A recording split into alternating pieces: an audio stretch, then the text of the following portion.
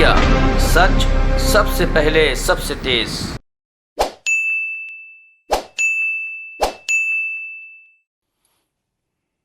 सभी पत्रकार बंधुओं को नमस्कार। जैसा कि मीडिया के माध्यम से समाचार आ रहा है कि CWC की एक बैठक चल रही है और किन परिस्थितियों में ये बैठक सोनिया गांधी जी द्वारा बुलाई गई है, ये सर्वज्ञात है। एक प्रेस रिलीज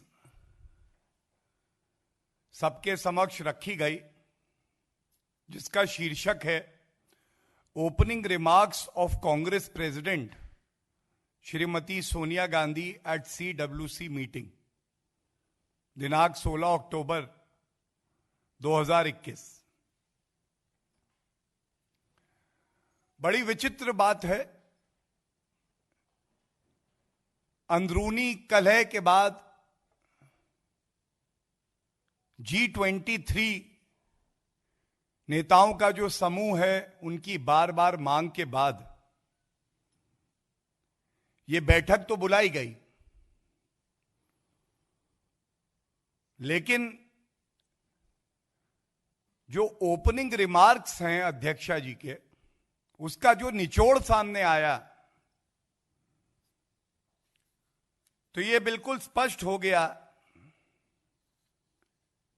कि इस बैठक का मकसद जो कांग्रेस पार्टी में आंतरिक कलह है, कांग्रेस के नेतृत्व की जो विफलताएं रही हैं आम जनता से जुड़े मुद्दे उठाने में,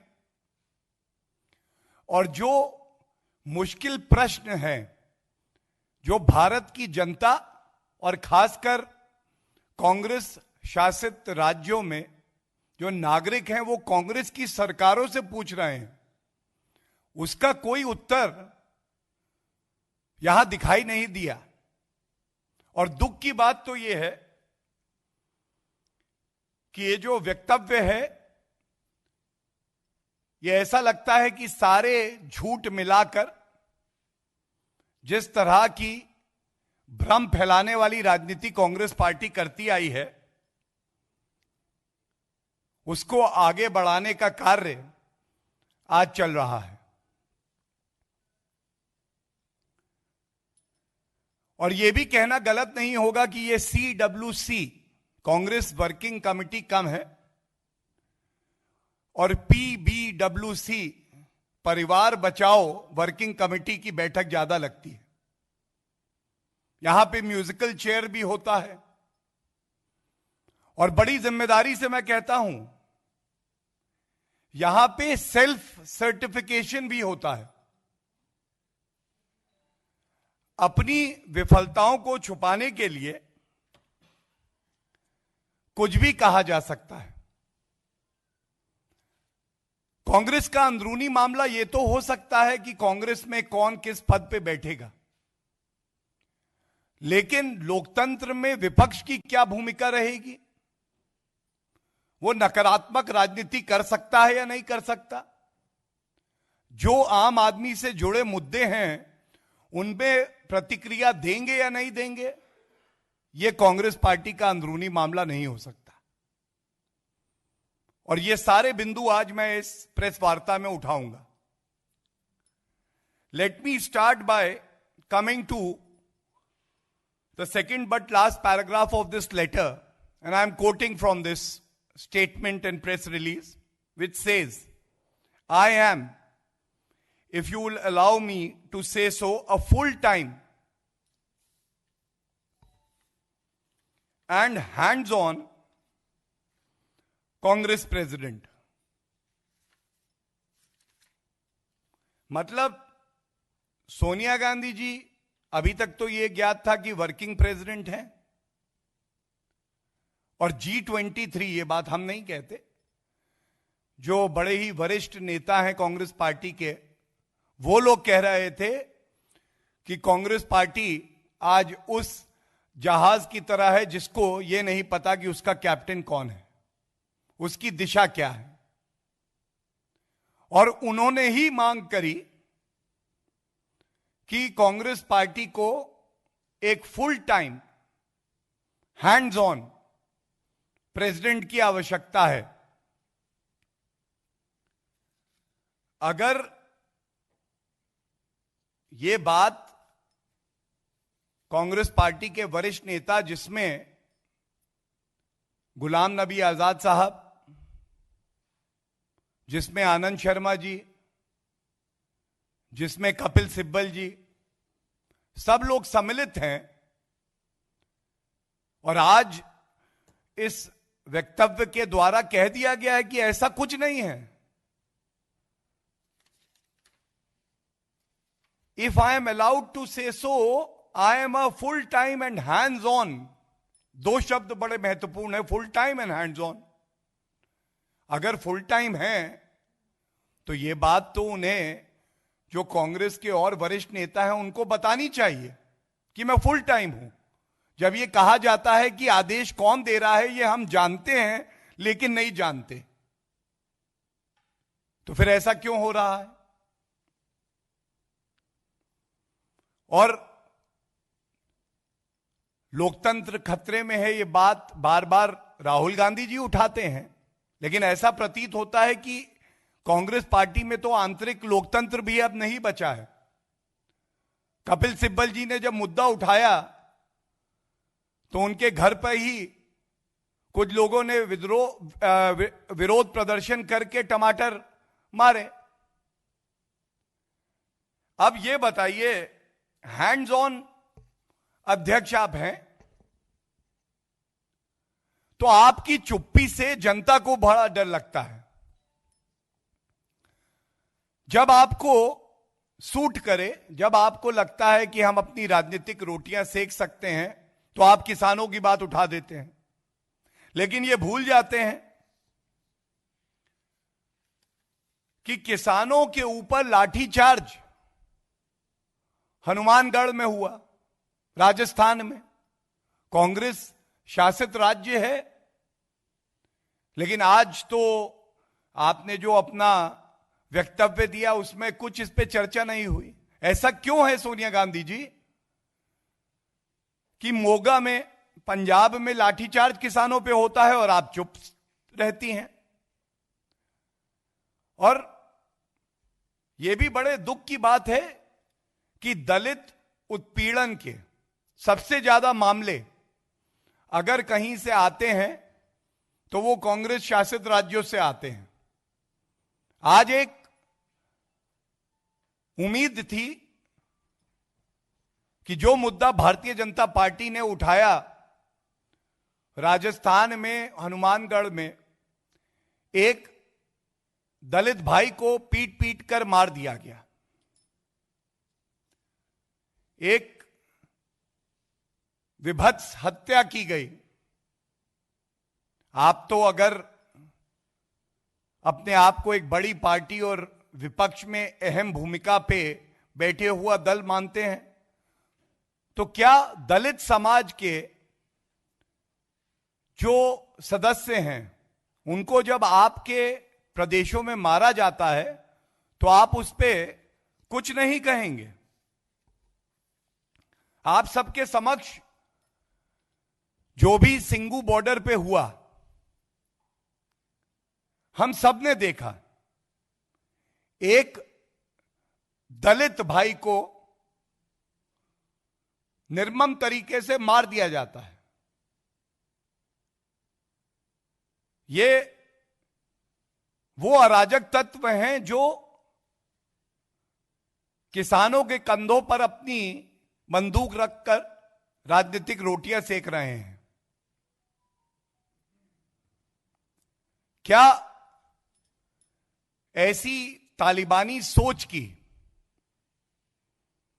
एक घटना सामने आती है और इतना भी समय नहीं है कांग्रेस वर्किंग कमेटी में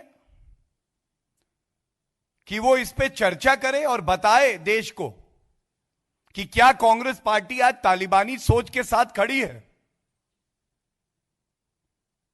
और जब इस प्रेस वार्ता के लिए मैं आ रहा था तो यह भी सामने आया कि राकेश टिकैत जी ने कहा है कि आयोजकों की कोई जिम्मेदारी नहीं है। तो यह प्रश्न देश की जनता पूछ रही है और सभी किसान भाई भी पूछ रहे हैं जो 3 कानूनों का समर्थन करते हैं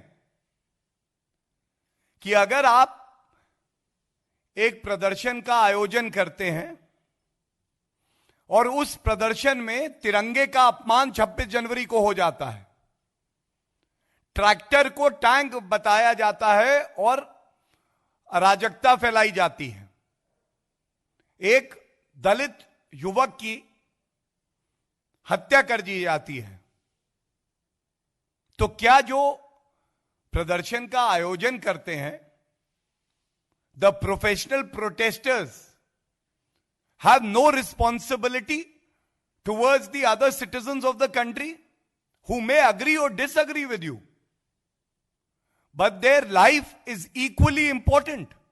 Their rights under the Constitution of India are equally important. And it pains to see, for the sake of petty, cheap politics,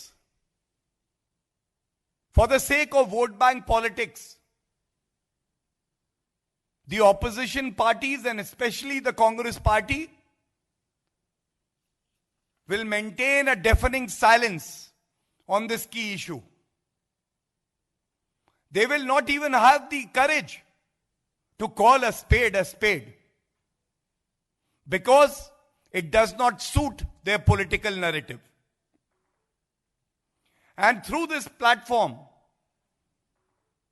the Bharatiya Janata Party wishes to make it very clear: the traces of the Talibani ideology that we find in the opposition parties' maneuvers will not be tolerated. This is a country governed by rule of law. One can dissent, one can criticize, but no one will ever have the right to break law, to take away a human life.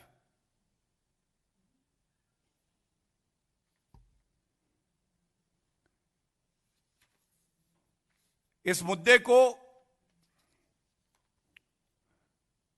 बड़ी गंभीरता से सभी को लेना चाहिए। सर्वोच्च न्यायालय ने भी यह कहा है कि आपके आंदोलन का मतलब यह नहीं हो सकता कि आम नागरिक को दिक्कत आए। सार्वजनिक स्थलों को बंद कर दिया जाए, जो टैक्स पेयर के रुपयों से रोड बनती है वो बाकी जनता को उपलब्ध ना हो। किसी का परिजन बीमार है तो वो अस्पताल ना जा सके अपने रिश्तेदार को लेके। और इस बात पे बड़ी प्रमुखता से, बड़ी जिम्मेदारी से मैं 3-4 बिंदु और उठाऊंगा और प्रमाण के साथ आपके समक्ष रखता हूं। आज यह भी कहा गया 3 काले कानून, सोनिया गांधी जी, राहुल गांधी जी, ये तीनों कृषि कानून किसानों के हित में है, यह हमारा मानना है। और यह भी सत्य है कि संविधान के तहत ये तीनों कानून संसद के पटल पर पारित हुए। और यह भी सत्य है कि सर्वोच्च न्यायालय ने इस पर रोक लगाई। और यह भी सत्य है कि केंद्र सरकार ने अपनी जिम्मेदारी का निर्वहन करते हुए 11 दौर बातचीत करी, जो संगठन प्रदर्शन कर रहे थे, जिनकी मांगे थी। लेकिन आप ये नहीं समझ पाए कि विपक्ष की जिम्मेदारी क्या है। मैं ज्यादा पीछे नहीं जाऊंगा, मैं प्रमाण पेश करके आपसे कुछ प्रश्न पूछूंगा। ठोस तरीके से किसानों के मुद्दे पे आपसे पूछूंगा। यह कांग्रेस का मैनिफेस्टो में लाया हूं। इसका चैप्टर 7 है, उसका बिंदु 11 है। आप तो कहते थे कि मैं मंडी खत्म कर दूंगा। हमारी सरकार आई तो मंडियां जो है बंद हो जाएंगी। हमने तो एक विकल्प दिया। तो आप बताइए सोनिया गांधी जी, आपका मैनिफेस्टो, आप मंडियां बंद करने की बात कर रही थी, अब आप विरोध कर रही हैं 3 कानूनों का, जिसमें मंडियों की तो यथास्थिति है, लेकिन उसके अलावा एक और बाजार किसानों को दिया है जिससे कि फसल का सही मूल्य उनको मिल सके। दूसरी बात, ये क्यों भूल जाएं कि जब इन 3 किसानों के जो कानून है इस पे चर्चा हो रही थी तो राहुल गांधी जी विदेश में थे। क्या किसानों की आपके जीवन में और कार्यशैली में कोई अहमियत नहीं है कि आप संसद में रह के सांसद होने की जिम्मेदारी बखूबी निभाते, आप कमियां बताते? और यह भी चिंताजनक है कि देखिए, ये पंजाब में मोगा में किसानों पे लाठीचार्ज हुआ, 50 हमारे किसान भाई बहन, उनके सर खोल दिए गए, खून बहा। ये किस तरह की पंजाब में सरकार है? राजस्थान हनुमानगढ़, मैंने आपसे अभी बताया, किसानों पे लाठीचार्ज हुआ। उनका दोष, उनकी गलती कि जो एमएसपी घोषित की गई है केंद्र सरकार द्वारा, उसका नोटिफिकेशन नहीं किया गया, उसको लागू नहीं किया गया। और जब हमारे किसान भाई बहन एमएसपी की मांग करते हैं तो उन पे लाठीचार्ज होता है राजस्थान में। ये देखिए, ये क्या हो रहा है? राजस्थान में कुड़की के नोटिस दिए जा रहे हैं किसानों को,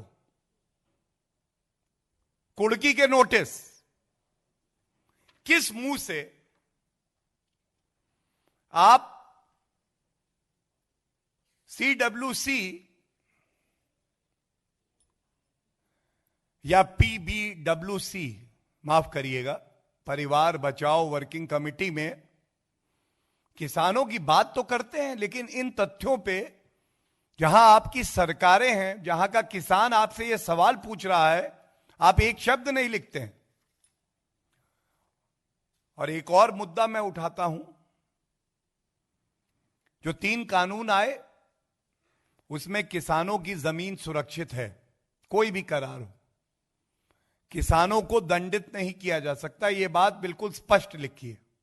लेकिन पंजाब का कॉन्ट्रैक्ट फार्मिंग एक्ट है मेरे हाथ में, इसका सेक्शन 25 कहता है कि अगर पंजाब में किसान ने कोई करार तोड़ा तो वो जेल की सलाखों के पीछे होगा।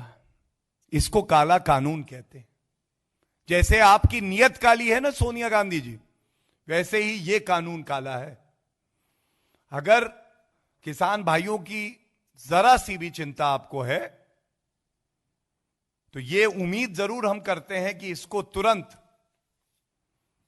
वहां की विधायिका वापस लेगी और उसके बाद कम से कम जो आपकी काली नियत है उसमें एक बात ऐसी होगी कि आपसे बातचीत भी किसानों के मुद्दे पे करी जाए।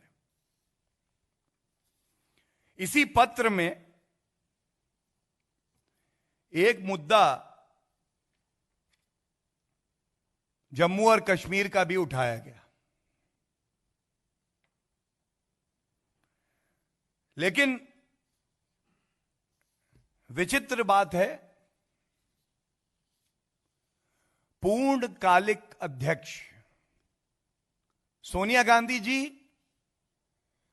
जब कश्मीर में अल्पसंख्यकों पर, जब एक महिला पर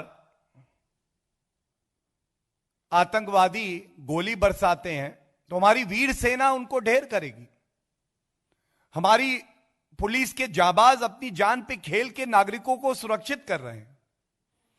अनुच्छेद 370 हटने के बाद कश्मीर में तिरंगे का सम्मान हो रहा है, विकास की धारा पहुंच रही है कश्मीर के नागरिकों तक। लेकिन जो राजनीतिक गिद्ध दौड़ दौड़ कर, भाग भाग कर लखीमपुर पहुंचते हैं,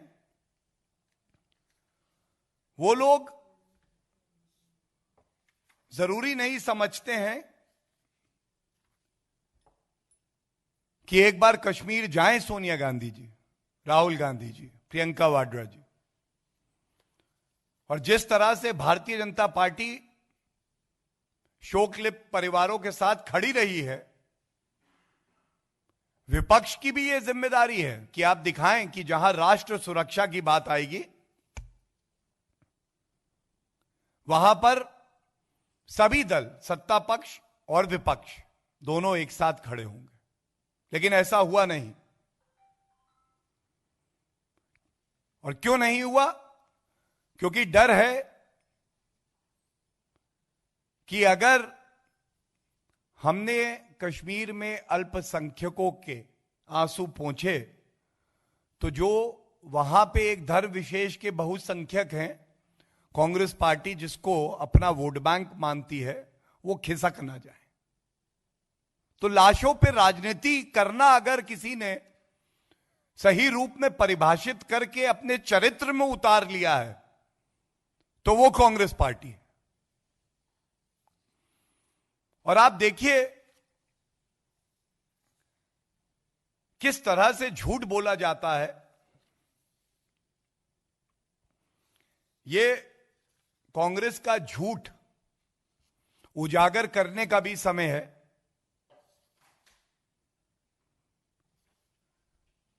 महामहिम राष्ट्रपति जी से एक विशेष प्रतिनिधि मंडल मिलने गया। यह पत्र मेरे हाथ में है। प्रत्यक्ष को प्रमाण की आवश्यकता नहीं होती है। इस पत्र में 2 बिंदु बड़े आपत्तिजनक हैं। देश के प्रथम नागरिक को जो पत्र लिखा जाता है उसमें झूठ बोल दिया जाता है। I am placing this line before you. ये चिट्ठी राहुल गांधी जी, खड़गे जी, ए.के. एंटनी जी, गुलाम नबी आजाद जी और प्रियंका गांधी वाड्रा जी ने हस्ताक्षरित करी है। और इसमें इन्होंने लिखा, as has become the norm, the Uttar Pradesh government and police flatly refused to lodge an FIR. 11 घंटे में FIR दर्ज हुई थी और नामजद FIR दर्ज हुई थी। तो ये झूठ क्यों बोला? इसकी जिम्मेदारी लेगा कोई? ये राजस्थान नहीं है जहां पे एक दलित को पीट पीट के मार दिया गया और जब तक भारतीय जनता पार्टी ने यह मुद्दा नहीं उठाया तो अशोक गहलोत जी सोते रहे, FIR नहीं दर्ज हुई। और इसी पत्र में एक और बात लिखी है, बड़ा ही दुखद था कि 4 किसानों की मौत हुई और सख्त कार्रवाई हो रही है योगी जी के निर्देश पे। लेकिन 4 और हमारे ही भाई थे जिनकी जान गई। इस पत्र में केवल 4 लिखा है। बाकी जो 4 नागरिक हैं जिनके अपने अधिकार थे, जिनको मारा गया, उनके बारे में कांग्रेस पार्टी कुछ नहीं कहती क्योंकि उनके सेलेक्टिव पॉलिटिकल नैरेटिव को यह सूट नहीं करता है। तो यह सुविधा की जो राजनीति कांग्रेस पार्टी कर रही है, यह कितना उचित है? एक मुद्दा विदेश नीति का भी उठाया गया।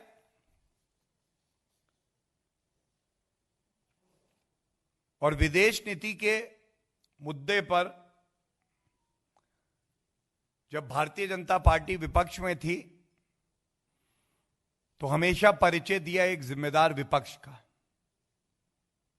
राष्ट्र सुरक्षा के मामलों में कभी भी भारतीय जनता पार्टी ने ऐसा वक्तव्य नहीं दिया जिससे कि भारत की अखंडता को चोट पहुंचे। लेकिन चाहे सर्जिकल स्ट्राइक्स का प्रमाण मांगना हो, उसको होम ग्रोन टेररिज्म पुलवामा हमले को बता देना हो, बालाकोट एयर स्ट्राइक में अपनी ही सेना पे सवाल उठाना हो, गलवान वैली में देश के यशस्वी प्रधानमंत्री को सरेंडर मोदी कह देना, यह सब दिखाता है कि कांग्रेस पार्टी की आज मर्यादा की कोई लकीर नहीं है। वो किसी भी हद तक जा सकती है। और यह तब है जब अभी कुछ सप्ताह पहले ही क्वाड समिट हुई, अमेरिका के राष्ट्रपति के साथ आमने सामने श्री नरेंद्र मोदी जी की बातचीत हुई। यूनाइटेड नेशन जनरल असेंबली में अगर किसी ने मजबूती से पूरे विश्व को दिशा दी और कहा कि आतंकवाद को समाप्त करना हमारा उद्देश्य होना चाहिए, तो वो श्री नरेंद्र मोदी जी। और यह भी बात कोई नहीं नकार सकता कि जिस तरह से यूपीए और कांग्रेस की सरकार में भारत के जो बॉर्डर्स थे वहां पे इंफ्रास्ट्रक्चर का डेवलपमेंट नहीं होता था। 6 सितंबर 2013 को रक्षा मंत्री ए.के. एंटनी जी से जब पूछा गया कि भारत चीन सीमा पर ऐसा क्यों है कि भारत सीमाओं को सुरक्षित नहीं कर पा रहा, तो उन्होंने कहा था, I have no hesitation, and I am quoting the former defence minister A K. Antony ji, I have no hesitation in admitting the reality. China is much advanced in the area of building infrastructure in comparison to India. And after that he says, the independent India had a policy for many years, please note this, that the best defense is not to develop the border. Undeveloped borders are safer than developed borders. और ये कैसे बदला? आज जो सीमाओं पर infrastructure का निर्माण हो रहा है, चाहे डीएसडीबीओ की रोड हो, चाहे वहां पे सेना के लिए जो सुविधा होनी चाहिए उसको सुनिश्चित करना हो, चाहे गलवान वैली में अपने शहीदों का बलिदान याद करते हुए चीन की सेना को पीछे कर देना हो, यह सुनिश्चित हुआ तो मोदी जी के नेतृत्व में जो सरकार है उसकी दृढ़ इच्छा शक्ति की वजह से, क्योंकि हमारी वीर सेना को खुला हाथ दिया गया। और जब खुली छूट दी जाती है तो पूरे विश्व में सबसे ज्यादा वीर सेना अगर कोई है तो वो भारतीय सेना है।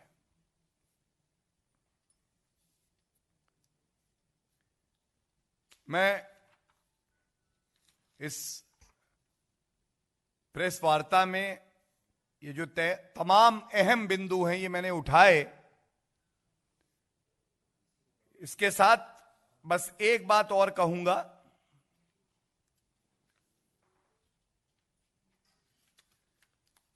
कि इनके ही पत्र में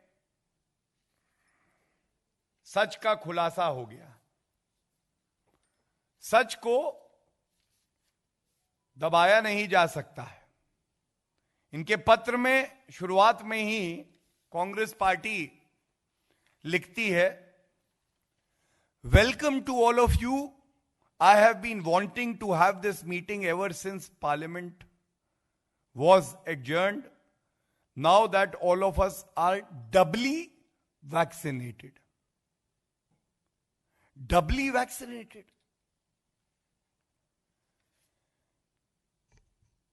भारत की सरकार कुछ करती नहीं है. कांग्रेस शासित राज्यों को वैक्सीन मिलता नहीं है. कोवैक्सीन भारत की जनता के लिए खतरनाक है. लेकिन बहुत कम समय अवधि में कांग्रेस वर्किंग कमेटी के सभी सदस्य डबली वैक्सीनेटेड हैं. आज देश गौरवान्वित है कि देश में ऐसे माननीय प्रधानमंत्री जी हैं जिन्होंने कम अवधि में 98 करोड़ सुरक्षा कवच देश की जनता को दिए. कोई वीवीआईपी कल्चर नहीं, कोई भेदभाव नहीं. और कांग्रेस में जो भ्रष्टाचार उनका पर्याय बना हुआ था, कोई भ्रष्टाचार नहीं. जन सेवा के लिए समर्पित श्री नरेंद्र मोदी जी और एनडीए की सरकार, और ये आज आपने खुद मान लिया है. और ये उम्मीद और ये सुझाव आपसे जरूर मैं कहना चाहूंगा और रखना चाहूंगा. हो सकता है आज जल्दबाजी में अपने पुत्र को गद्दी तक पहुंचाने की जल्दबाजी और चिंता में आप भूल गई हो, लेकिन एक स्वर्णिम पल भारत के इतिहास में आएगा जब 100 करोड़ भारतीयों को वैक्सीन की डोज लगेगी. ये बहुत जल्द होगा. उस दिन कृपया करके एक अपील अगर हो सके, बड़े भारी मन से ही सही, लेकिन सभी नागरिकों को करिएगा कि वैक्सीन लगवाना चाहिए. कि भारत के साइंटिस्ट, डॉक्टरों ने जो कार्य कर दिखाया है उसके लिए देश गौरवान्वित है, जिसमें कांग्रेस भी सम्मिलित है. एक छोटा सा धन्यवाद तमाम साइंटिस्ट, लाखों लाखों डॉक्टर जिन्होंने पिछले 1.5 साल से ज्यादा के समय में अपने देश के नागरिकों को अपना परिवार समझा है और दिन रात मेहनत करी. उन लाखों लाखों हेल्थ केयर वर्कर्स के लिए जिन्होंने अपने परिवार के सदस्यों को कई महीनों नहीं देखा, लेकिन वो समर्पित रहे कि हमारे देश के नागरिक सुरक्षित रहें. एक छोटा सा धन्यवाद कांग्रेस पार्टी की अध्यक्षा के नाते आप जरूर करिएगा. ये उम्मीद देश की जनता आपसे करती है. और एक बात और है कि आज देश की जनता ये जानती है कि केंद्र की सरकार तब तक रुकेगी नहीं, तब तक थमेगी नहीं, तब तक आराम से बैठेगी नहीं जब तक कि डबल डोज वैक्सीन की सभी नागरिकों को ना मिल जाए. और ये हमने चाहे उत्तर प्रदेश, गुजरात, असम या महाराष्ट्र, छत्तीसगढ़, राजस्थान, सभी प्रदेशों में देखा है. लेकिन 2.25 साल हो गए एक स्वघोषित पूर्णकालिक अध्यक्षा सोनिया गांधी जी को अपनी कॉन्स्टिट्युएंसी में जाने का समय नहीं मिला है. कोविड का ये जो संकट आया था, इससे भारत में ये आंतरिक शक्ति थी कि भारत उभर पाया और पूरे विश्व को दिशा दी. लेकिन एक सांसद की जो जिम्मेदारी होती है उसको निभाने में सोनिया गांधी जी पूरी तरह से विफल रही हैं.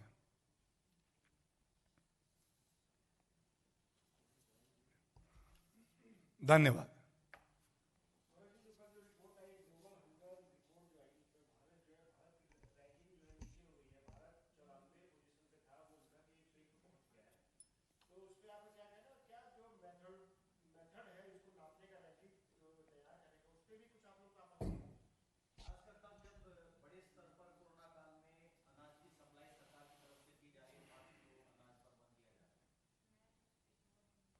देखिए, उस पूरी रिपोर्ट का अध्ययन करके किस तरह से ये रैंकिंग करी गई है, क्या तथ्य हैं, वो तथ्य सही हैं या नहीं, इस पे एक विस्तृत टिप्पणी की जा सकती है। लेकिन दो बातें मैं जरूर कहूंगा कि जब से 7 साल से श्री नरेंद्र मोदी जी ने कार्यभार संभाला है, देश में ऐसा समय देखा है जब अनाज सड़ता था, सर्वोच्च न्यायालय फटकार लगाता था। और इसी साल की अगर बात कर लें तो किसानों ने अति परिश्रम करके रिकॉर्ड उपज करी है और उसके बाद रिकॉर्ड खरीद और रिकॉर्ड भुगतान भी किया गया। यह दर्शाता है कि अनाज की कमी एनडीए सरकार में नहीं होगी। और दूसरी बात, 100 साल में ऐसी पैंडेमिक कभी नहीं आई और इस कठिन समय में 80 करोड़ भारतीय नागरिक अगर 10 महीने से ज्यादा का अनाज मुफ्त पाते हैं तो वो केंद्र सरकार की सोची समझी एक जिम्मेदार नीति के तहत पाते हैं। और आगे भी जो भी कदम उठाने होंगे ये सुनिश्चित करने के लिए कि विश्व की इस महाशक्ति जिसका नाम भारत है, यहां कोई भूखा ना सोए, यह जिम्मेदारी हमारी है और इसको हम सुनिश्चित करेंगे।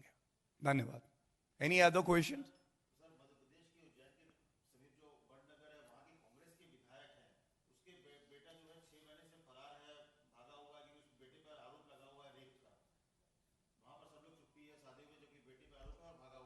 कहां आपने फिर?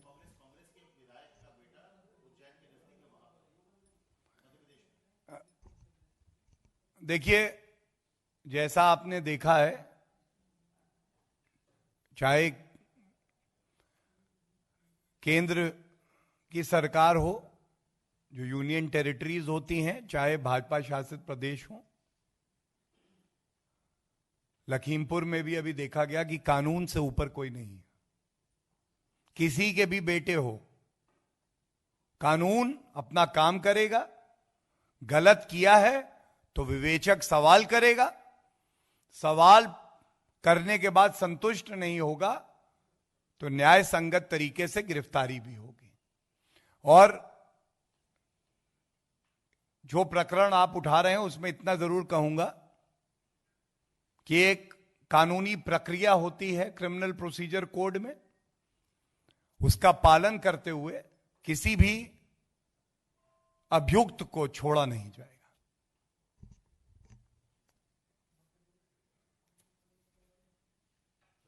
Thank you.